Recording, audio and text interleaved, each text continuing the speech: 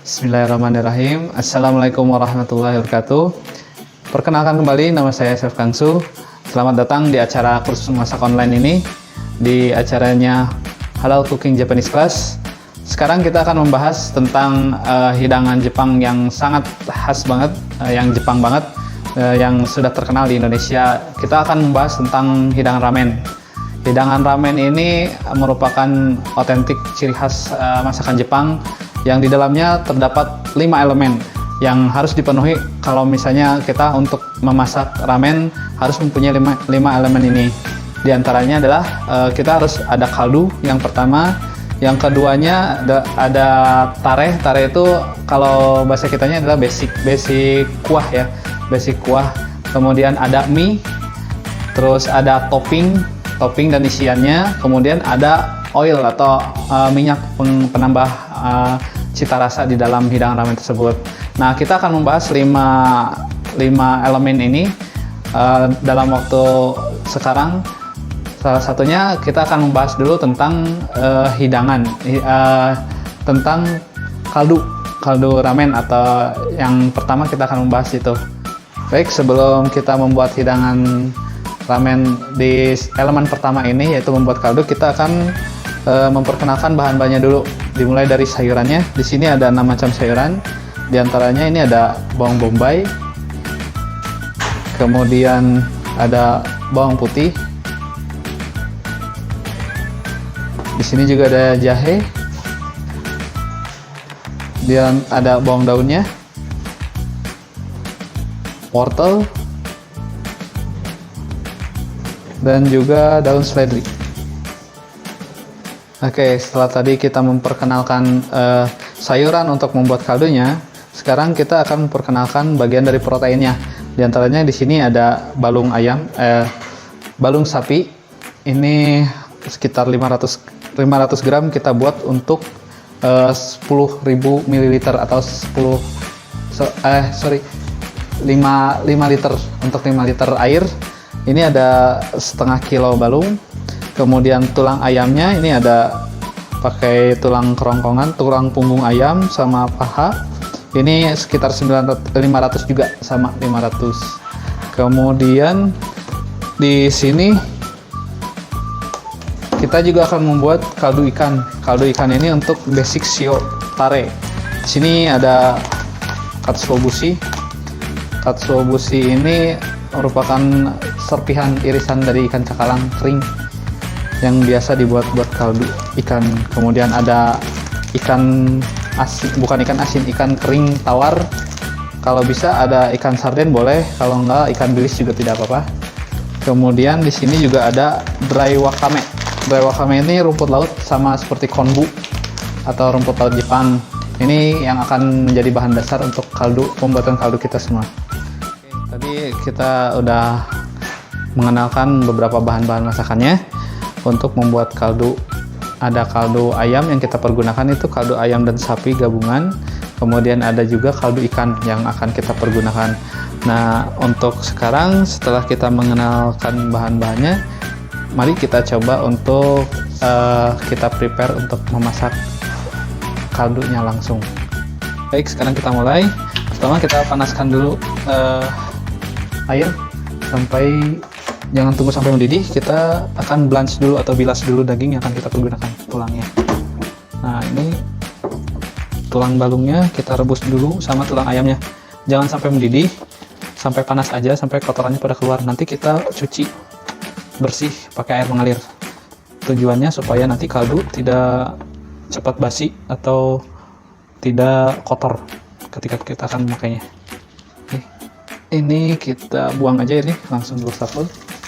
Pakai air mengalir, usahakan pakai air mengalir supaya kotorannya juga mengalir gitu ke saluran pembuangan.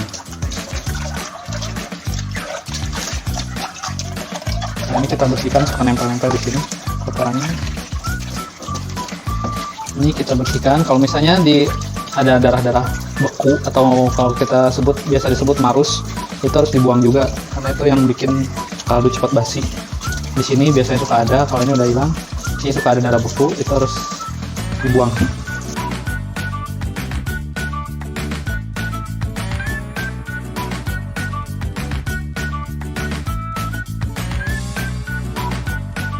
Baik, setelah kita tadi menyelesaikan tahap pertama, yaitu blanching atau pencucian kaldu, tulang-tulang buat kaldu tadi, sekarang kita akan mempersiapkan sayur-sayurannya.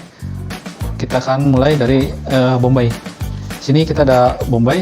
Bombay ini kita potong paling untuk 500 gram tulang itu cuman satu aja, satu piece untuk ukuran sedang.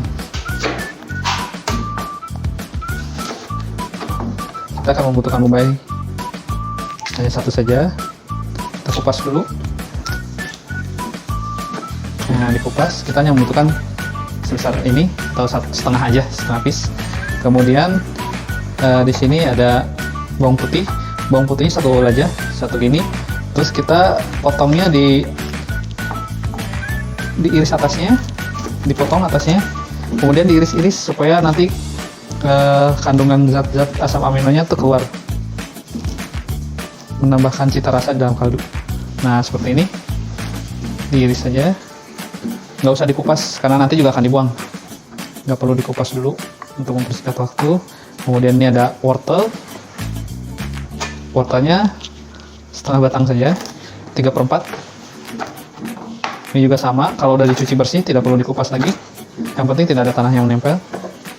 Kemudian untuk daun bawang kita pakai yang batangnya aja, karena kandungan asam amino glutamatnya ini yang paling banyak terkandung di dalam batangnya. Ini akan menambah cita rasa kaldu kita lebih gurih, lebih enak, dan menghilangkan bau amis dari proteinnya. Ini kita butuh 2 batang aja, 2 batang aja, kemudian kita geprek.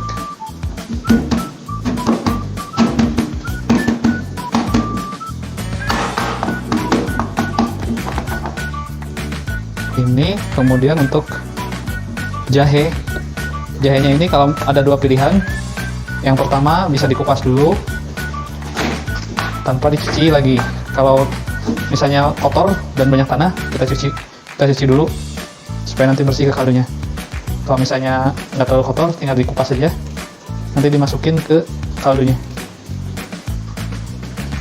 Jahe ini mempunyai fungsi yang sama seperti bawang-bawangan untuk menghilangkan bau amisnya, supaya tidak terlalu amis. Jahe pun digeprek saja.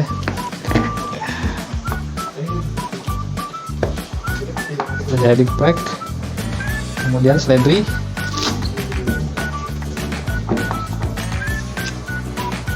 Seledri kita butuhkan cuman segenggam aja. Nah, ini caranya cuman diremas saja.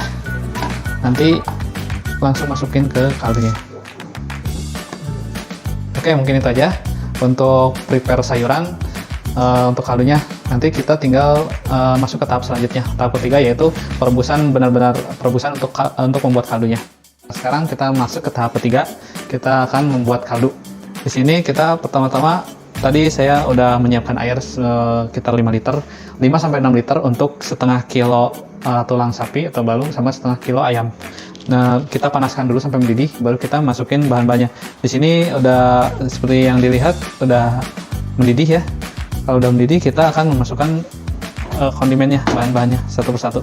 Pertama ya tulang dulu, masuk. Ini masuk semua.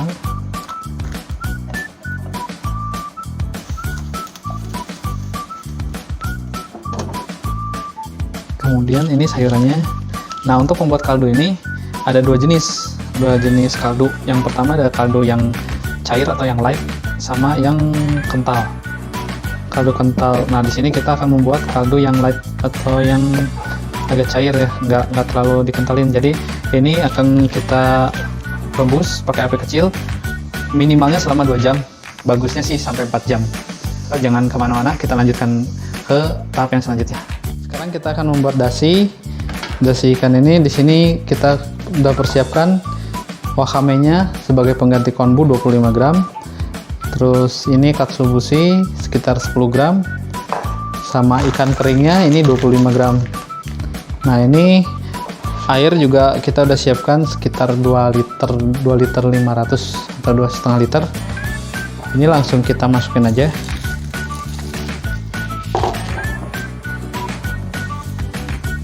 masukin semua bahannya.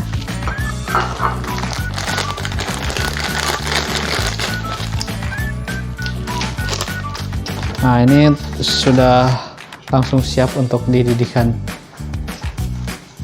Langsung siap untuk dididihkan ya. Ini prosesnya sekitar 45 menit.